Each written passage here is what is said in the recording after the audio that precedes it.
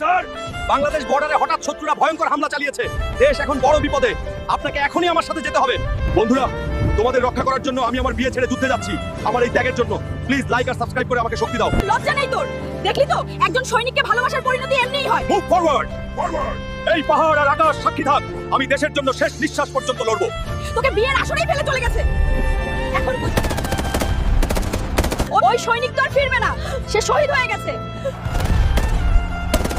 একজন ধনী ছেলে আছে, তুমি তার সাথেই বিয়ে করে নাও।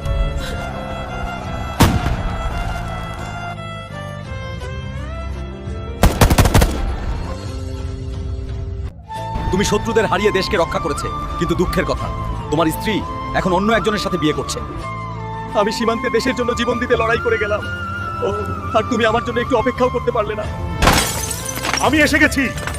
সাদিয়া তো তার স্বামীর সাথে হানিমুন করার জন্য সুইজারল্যান্ড চলে গেছে। বাবা,